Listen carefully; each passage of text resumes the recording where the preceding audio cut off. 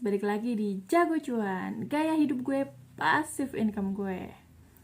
Seperti yang teman-teman minta, bahwa hari ini aku mau share bagaimana aku berdiskusi tentang keuangan bersama suami aku.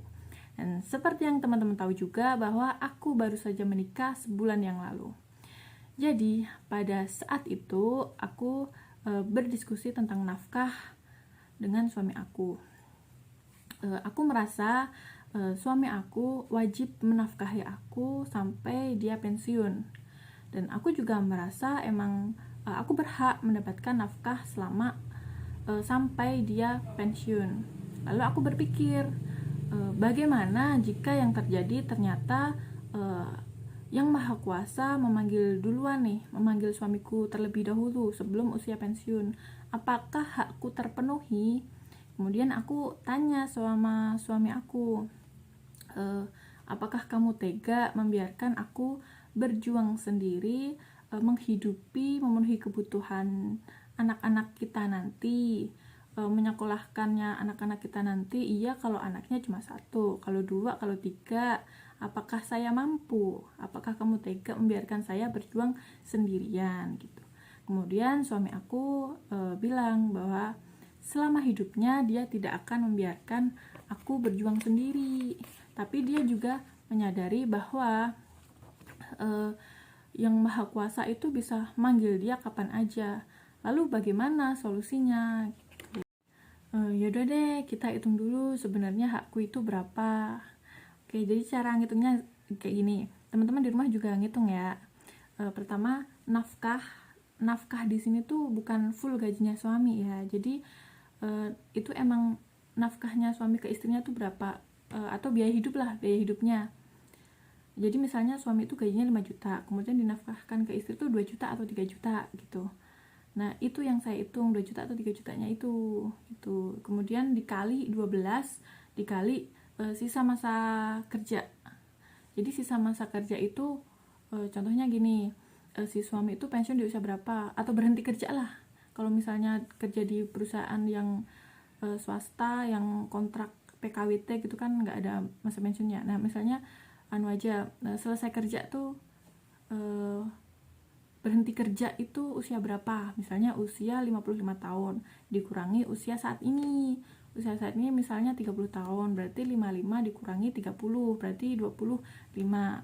Berarti biaya hidupnya tadi aku anggap 2 juta ya, berarti 2 juta dikali 12 dikali 25. Teman-teman di rumah juga ngitung kan, itu hasilnya berapa? 600 juta. Nah, artinya bahwa kalau suami teman-teman alhamdulillah nih diberikan umur panjang sampai usia 55, teman-teman berhak mendapatkan nafkah sebesar 600 juta. Totalnya 600 juta. Tapi bagaimana jika ternyata si suami kita dipanggil duluan oleh Yang Maha Kuasa? Bagaimana cara mendapatkan 600 juta itu? Nah, di sini aku menceritakan tentang proteksi 8 kepada suami aku. Oke, sambil menjelaskan kita lihat ilustrasinya ya. Seperti yang udah teman-teman hitung tadi, bahwa jumlah yang harusnya kita terima sebagai istri itu 600 juta. Dan disclaimer dulu bahwa setiap orang berbeda-beda ya, ini hanya berdasarkan yang kita hitung tadi.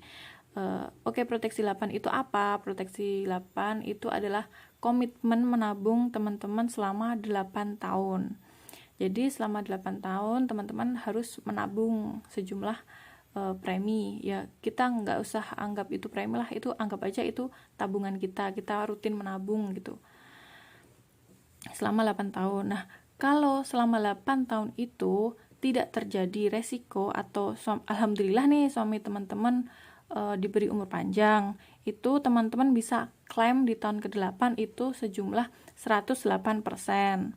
Tapi kalau amit-amit nih suami teman-teman itu dipanggil Yang Maha Kuasa duluan dalam jangka waktu yang 8 tahun itu, maka uang pertanggungan teman-teman itu cair, bisa diklaim sejumlah 600 juta yang kita hitung tadi. Oke, sekarang kita lihat ilustrasinya ya.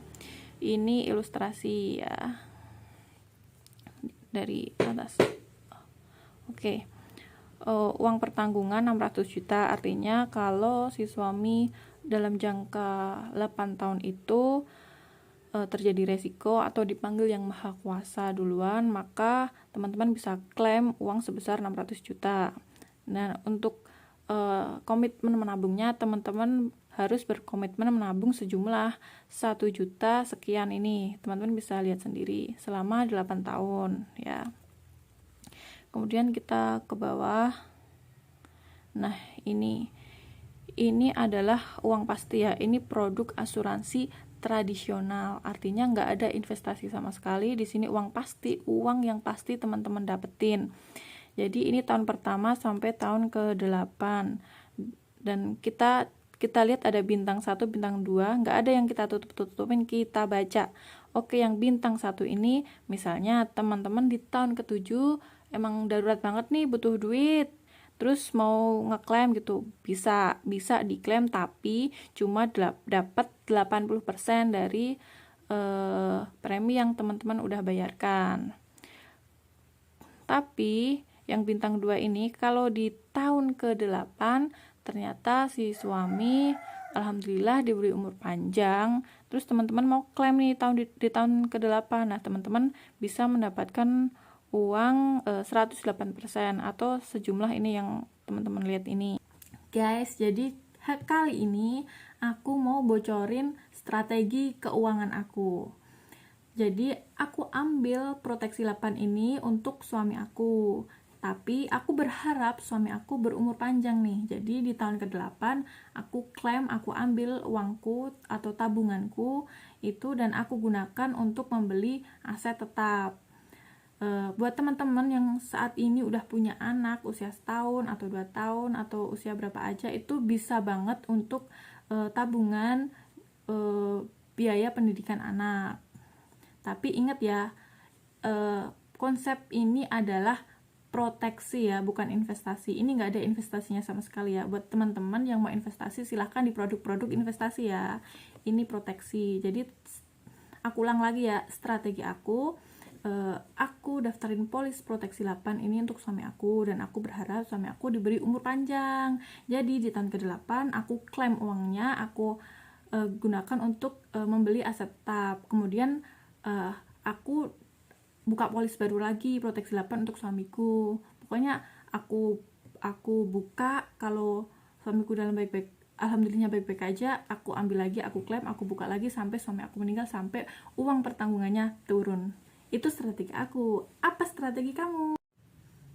Teman-teman juga harus ingat bahwa di dalam perencanaan keuangan, pos untuk proteksi itu maksimal 10% dari pendapatan. Ingat ya, 10% dari pendapatan, supaya arus kas teman-teman juga tetap harus sehat. Jangan sampai teman-teman memikirkan kesejahteraan teman-teman di masa yang akan datang, tapi teman-teman tidak sejahtera di masa sekarang, karena arus kas teman-teman berantakan, tidak sehat. Nah, ini pentingnya teman-teman memilih agen asuransi yang memiliki background perencanaan keuangan, supaya selain memikirkan kesejahteraan teman-teman di masa yang akan datang, juga memikirkan kesejahteraan teman-teman di saat ini dengan mempertimbangkan dan memikirkan kesehatan finansial teman-teman saat ini. Nah, menurut teman-teman, keputusan yang aku ambil worth it nggak sih untuk mendaftarkan polis asuransi proteksi 8 untuk suami aku? Komen di bawah ya. Dan juga buat teman-teman yang mau dibuatkan ilustrasinya, bisa komen di bawah juga, atau bisa DM di Instagram aku nih, Instagramnya yang ini. Di situ bisa di DM aja, atau klik di bio aku itu, diklik aja, itu nanti ada WA aku. Oke? Thank you.